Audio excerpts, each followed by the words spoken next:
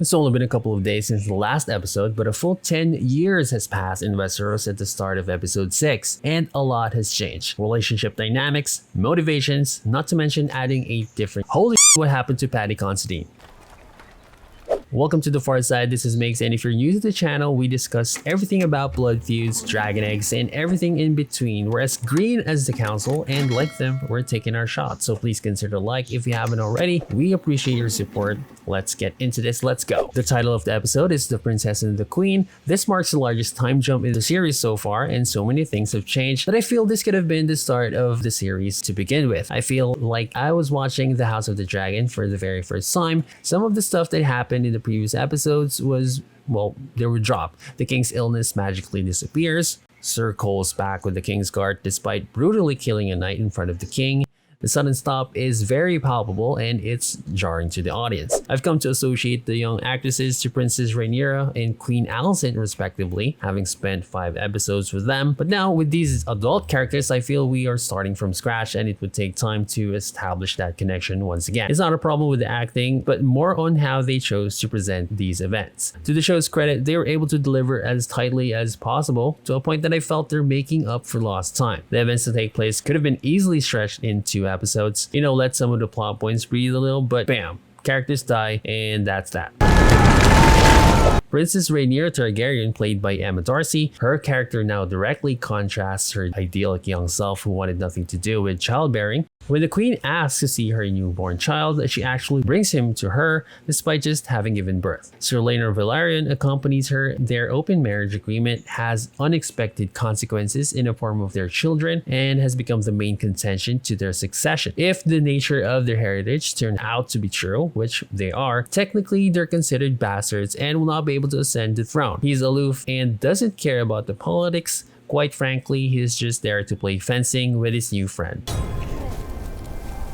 Queen Alicent Hightower, played by Olivia Cooke, is now more hostile than ever. Last episode, I felt the episode geared towards her as being the good guy, and this time we see that flip the other way. Although I would have thought after 10 years of animosity, there would have been more plots set in motion. As it stands, you only have her complain of the boy's questionable heritage. I just felt that she could have done more politically to ostracize the princess and her children. Do keep trying, Selena.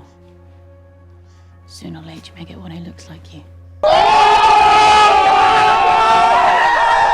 Damon at least was able to compromise her integrity. There was a hint that the incident with Harwin Strong and Sir Cole was planned, but most likely Sir Cole's just pissed about what happened 10 years ago. Then the king walks in, and despite being older, looking like he's hiding a shiny ring in his pockets, he looks remarkably healthy. Last time he was suffering from leprosy. I'm not sure what happened there. Let's not just talk about it. As usual, Paddy Considine's great so far, and it brings so much of that fatherly love, so much so that he's just blind to the truth. He tells the queen not to mention her accusations ever again. In the book, he went as far as making it law prohibiting anyone to even hint that the Velaryon children are bastards. Sir Harwin Strong plays with her boys Jace and Luke. It's strongly implied that the rumors are true. Harwin and Rhaenyra share intimate looks throughout the episode. What's more is that his attachments to the boys are strong, no pun intended, and causes an issue during the training yard scene. Cole, now master at arms, and seems to prefer the queen's children. When Harwin remarks this, Cole says he's like a father to them, so he beats the shit out of him. Cole is a knight of the King's Guard, is one of the best fighters in Westeros, so this might have been planned all along. This causes a scandal, and Lionel attempts to resign his post as Hand of the King. The king denies this, and the queen shares to Larys, son of Sir Hand, that she wishes her father was still Hand, as he would have told the king directly. This is important, as you'll see later on. A lot of the dragons in the episode, we know Caraxes, but Vhagar, the oldest and largest dragon in the realm, makes an appearance as well. I like how droopy Vhagar is, lacking any sharp features that lend well to her being the oldest in the realm. We see a young Vermax, Jace's dragon, eating a goat. Sunfyre was mentioned. This is Aegon's brilliant golden dragon, dubbed Sunfyre the Golden, said to be one of the most beautiful dragons in Westeros. I do hope we see him this season. Aemon doesn't have a dragon, and they tease him for it. They presented him with a pig with twigs for wings. They creatively named the pink dread. Like Velaryon the Black Dread, his obsession with dragons is a pivotal characteristic for the young prince. The queen's youngest, Helaena Targaryen, talking about bugs. Helaena having a bit of a prophecy here too, saying, "You'll have to close an eye." Aegon is now a horny teenager, caring little about his succession and concerned learned more about, well, being a horny teenager. Damon Targaryen is now a dad of twins Rhaenyra and Baela. He married Laena Velaryon and flew off to the Free Cities away from all the politics. When she got pregnant with the twins, they settled in Pentos. This also happened off screen, so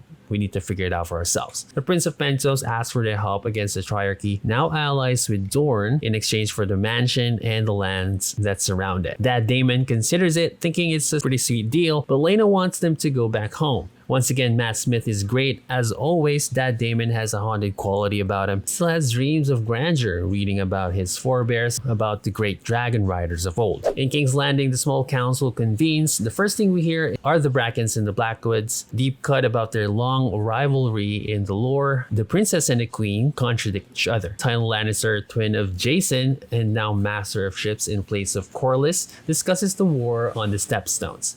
Wait. Before they end the meeting, the princess proposes for her son Jace to be married to Helena, the queen's daughter. However, she denies it. In Pentos, the second birth of the episode takes place as Laena Velaryon struggles and her child won't come. Damon faces the same dilemma in the first episode with King Viserys to choose between the mother or the child. He declines and Laena takes matters into her own hands and asks Vhagar to burn her. They both die in the fire. Sir Harwin Strong leaves for Harrenhal. He was fired from the Gold Cloaks for beating up a Kingsguard. Since all of her allies are gone, the princess decides to go back to Dragonstone. Here we see the Strongs move back to Harrenhal, while the tongueless prisoners sent by Larys who exchanged freedom for their tongues can be seen watching. That night, they cause a fire that left both father and son dead. The offhand manner of Sir Harwin's death was somehow cheapened since we barely know the guy. Same may be said of Lady Laena. The narrative momentum was arrested for me, and these are basically new characters, so the emotional investment was flimsy at best. By the end of the episode, we saw the birth of a monster. Larys all but confesses to the murder of his father and brother. No remorse whatsoever. Yeah, we don't see any motive, and that's crazy. I'm thinking Littlefinger, but this guy's